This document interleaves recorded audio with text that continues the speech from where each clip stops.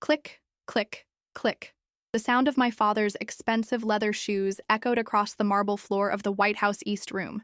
He was walking away from me. Again. "You're an embarrassment to this family, Sarah," he had just whispered in my ear, his voice dripping with that familiar disgust I'd heard my entire life. "Look at you. 28 years old, no husband, no children, working some government job that nobody understands." I stood there in my simple black dress, watching him rejoin my mother at the reception table. She didn't even look at me.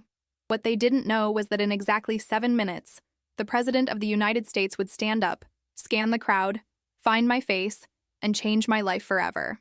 Growing up as Sarah Mitchell meant living in the shadow of perfection. My father, Senator Robert Mitchell, had built his entire political career on the image of the perfect American family. My older sister, Emma, the Harvard-educated attorney. My younger brother, James, the tech entrepreneur. And then there was me. "Sarah's still figuring herself out," my mother would say at dinner parties, her smile strained. "She works for the government. Something with computers." If only they knew. I hadn't been figuring myself out since I was 23. I'd been serving my country in ways they could never imagine. But my work required something my family had never been able to give me: silence. I remember the day I decided to join the military. I was 21, fresh out of college with a degree in computer science and cybersecurity. The military? My father had laughed when I told him. Actually laughed. "Sarah, honey, you can barely handle confrontation at the dinner table. What makes you think you can handle military life?" I enlisted anyway.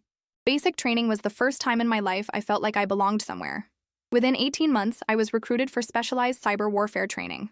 Within 3 years, I was working on classified operations protecting national security infrastructure from foreign cyber attacks. But to my family, I was just Sarah, the daughter who'd thrown away her potential to play soldier. "When are you going to get a real job?" my father would ask during our monthly phone calls. "This military phase needs to end, Sarah." I'd bite my tongue and change the subject.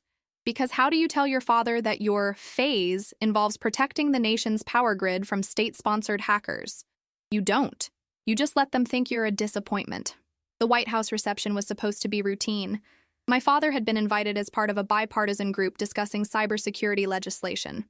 "You should come," he'd said, though his tone suggested otherwise. "Maybe you'll finally see what real government service looks like." The East Room was filled with politicians and their families. I recognized faces from the news, people whose decisions shaped the country. And there I was, in my simple black dress from Target, watching my father network with colleagues who actually respected him. "Sarah!" Emma appeared at my side, resplendent in a designer gown. "I'm so surprised to see you here. I thought you'd be too busy with your computer thing." Her husband Marcus was with her, wearing that polite smile he reserved for family obligations. "How's the government work going, Sarah? Still enjoying the desk job?" Desk job. If they only knew that my desk had been in a bunker 300 feet underground for the past 6 months, coordinating cyber defense operations against hackers trying to infiltrate our electrical grid. "It's going well," I said, because what else could I say? I excused myself and found a corner near the back of the room. Nobody looked for me. Nobody wondered where I'd gone. I was checking my secure phone when I felt someone approach. "Agent Mitchell?" I looked up to see a man in his 50s, wearing the kind of understated suit that screamed federal law enforcement. "I'm sorry," I said, slipping back into my cover persona. He smiled knowingly. "Director Williams, NSA. I think we need to talk." My blood went cold. In 5 years of classified work, I'd never been approached at a public event. "I think you have me confused with someone else," I said carefully. "Ma'am, with all due respect, I've been reading your after-action reports for 3 years. Your work on Operation Digital Fortress saved this country from a cyber attack that could have crippled our infrastructure for months. Operation Digital Fortress. The mission that had kept me awake for 72 straight hours, fingers bleeding from typing code, as I built firewalls to protect our nation's power grid from a coordinated foreign attack. "What do you want?" I whispered. "The president would like a word." Director Williams led me through corridors I'd never seen, past Secret Service agents who nodded respectfully as we passed. My heart was pounding. "Ma'am," one agent said as we approached a smaller reception room, "the president will be with you in just a moment." When President Harrison walked in, I snapped to attention out of habit. "At ease, Agent Mitchell," he said with a warm smile. "Though I suppose tonight you're just Sarah." "Sir, I don't understand what's happening." He gestured for me to sit. Sarah, what I'm about to tell you is going to be made public tonight. Congress has been pushing for transparency in our cybersecurity operations. They want to recognize some of our unsung heroes. My stomach dropped. Sir, my family doesn't know. I'm aware of your situation, he said gently. I know they don't understand the nature of your work.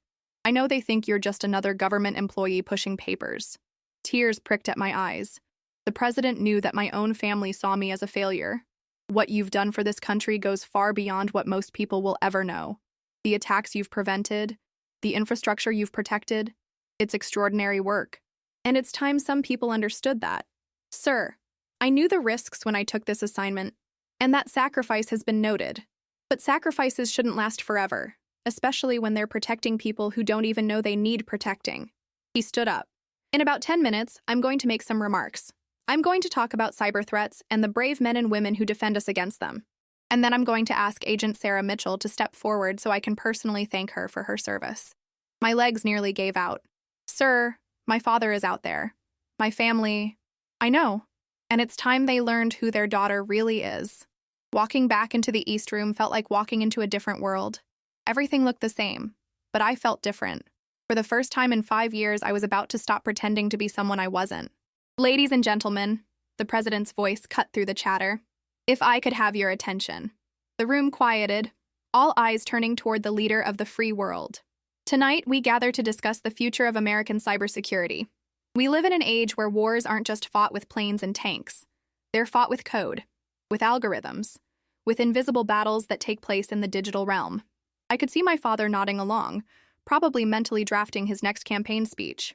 These invisible wars require invisible soldiers, men and women who sacrifice recognition, who sacrifice even their family's understanding of what they do, all to keep the rest of us safe. My hands were shaking now. 6 months ago, foreign operatives launched a coordinated cyber attack against our nation's power grid. If successful, it would have left 23 million Americans without electricity for potentially months. Hospitals would have lost power. Water treatment facilities would have shut down. The room was dead silent. I could see people's faces growing serious. That attack was stopped by a single person, one agent working alone in a secure facility, who spent 72 consecutive hours building digital defenses that our enemies couldn't break through. This person didn't sleep, barely ate, and literally bled over their keyboard to save millions of Americans. I saw my father's brow furrow slightly.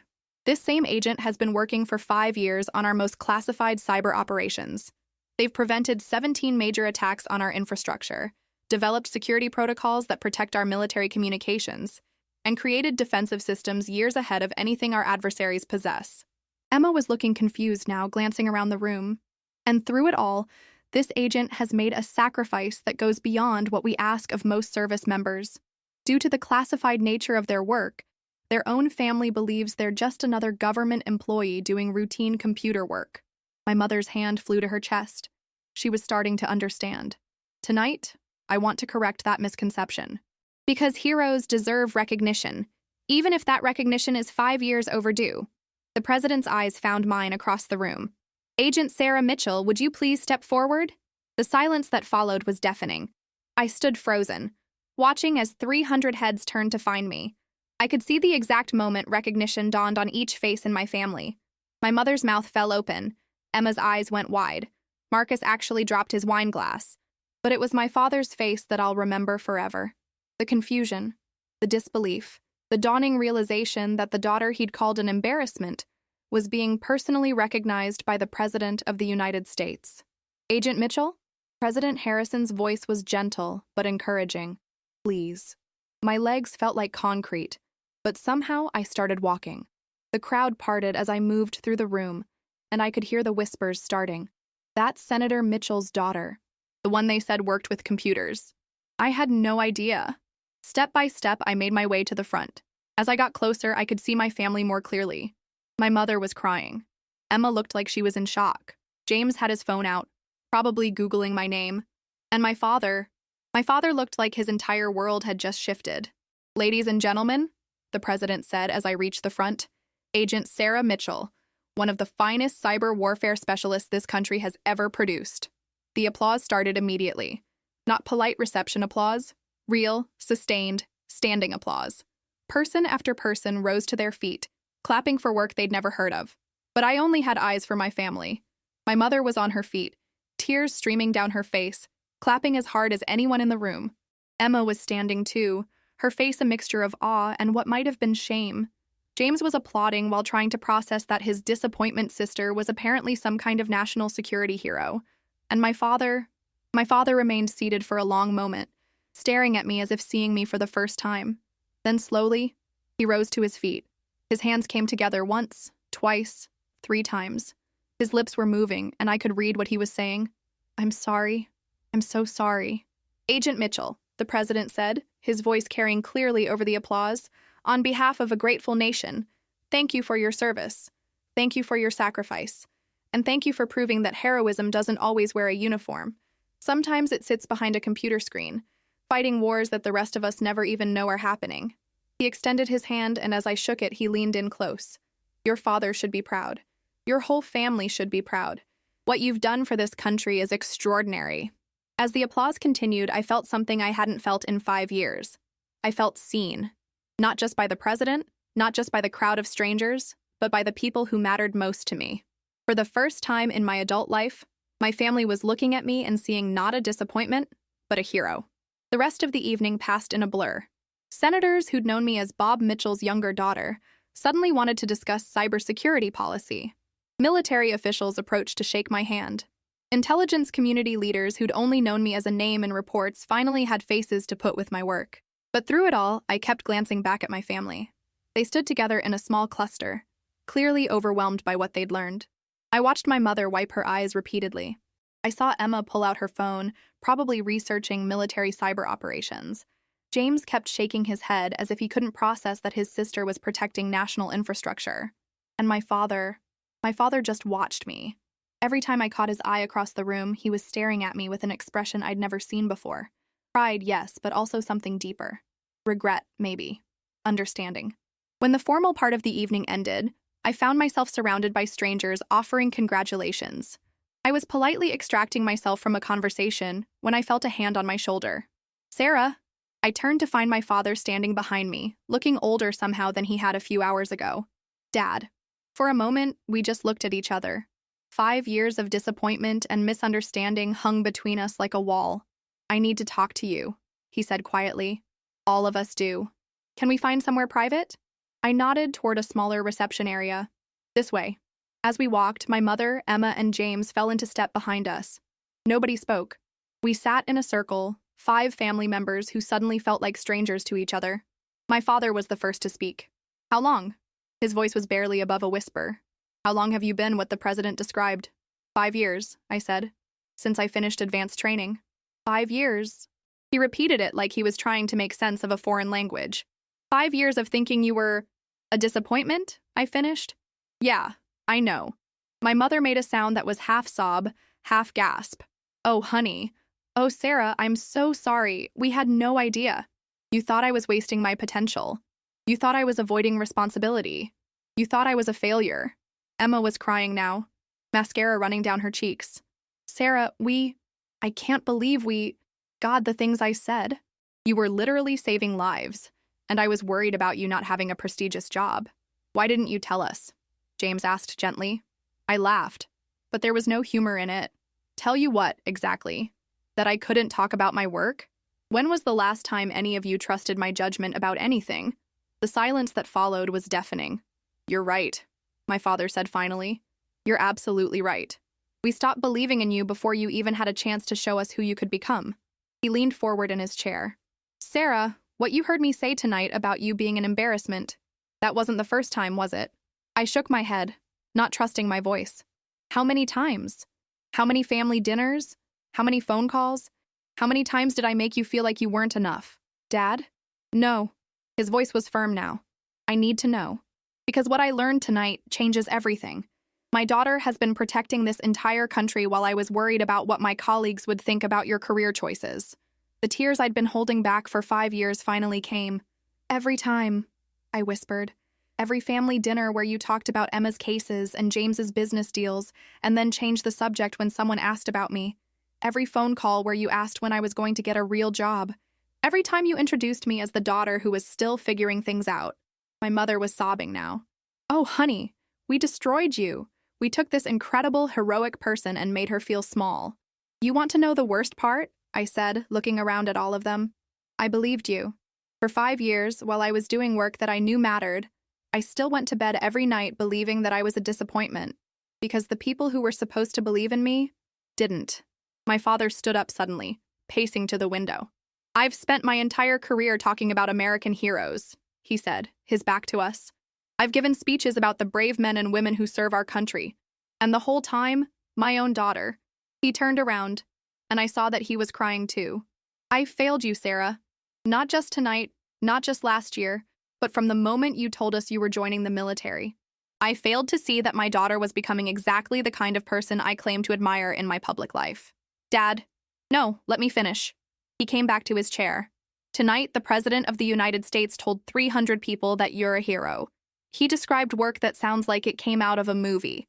He talked about you bleeding over a keyboard to save millions of people. His voice broke. And all I could think about was every time I made you feel like what you were doing didn't matter. Every time I suggested you needed to find something better.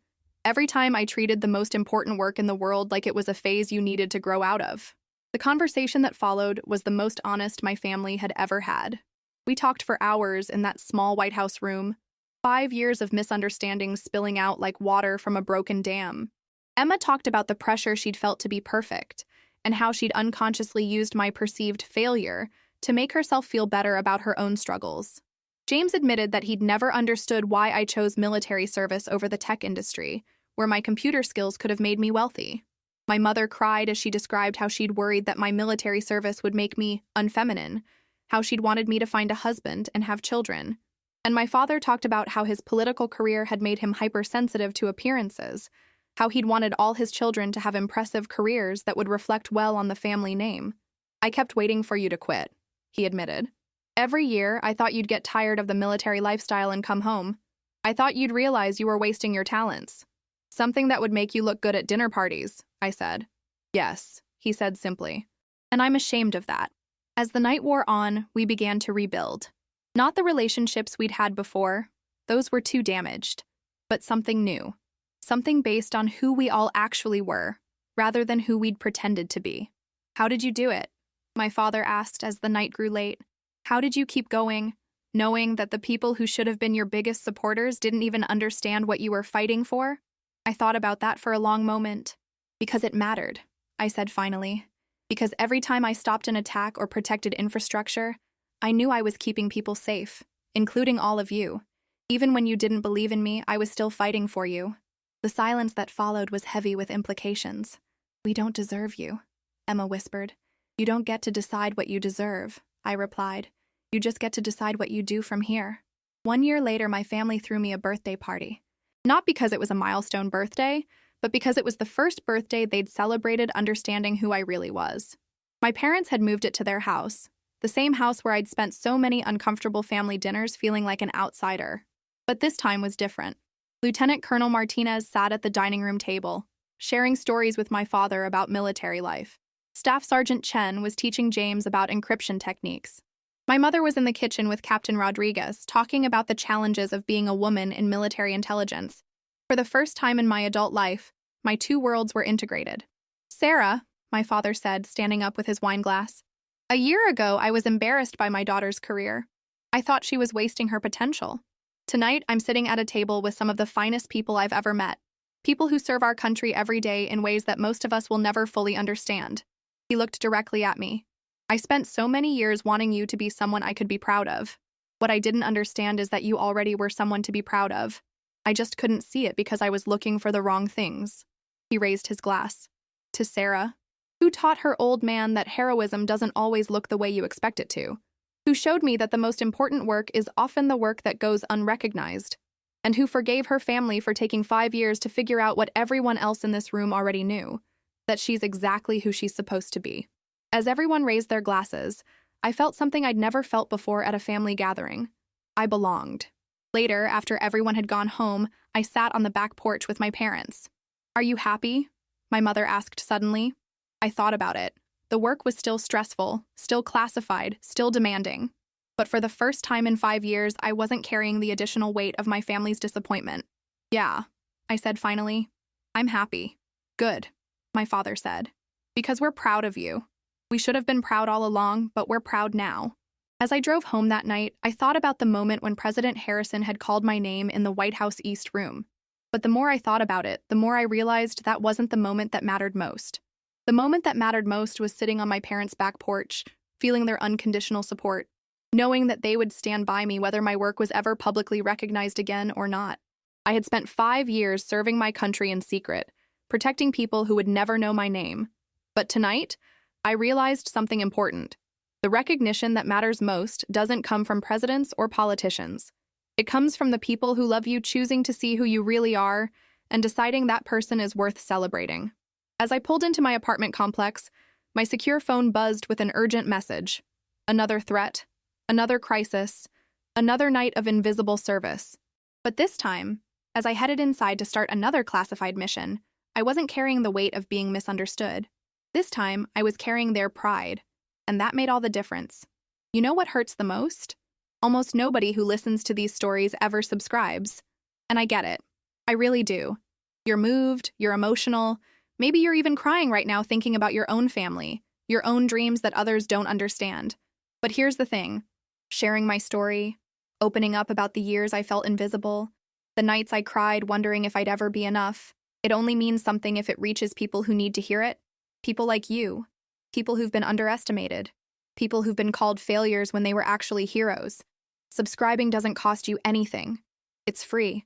But it costs me everything when stories like mine disappear into silence. When the people who need to know they're not alone never find us. I fought 5 years in the shadows to protect people who didn't even know my name. Now I'm asking for just one click, one subscription. Because maybe, just maybe, your story is next. Maybe you're the one who needs the world to finally see who you really are. Don't let this moment fade. Hit subscribe. Because every person who finds these stories finds hope. And right now, that might be exactly what someone out there desperately needs. Please, don't scroll away. Subscribe.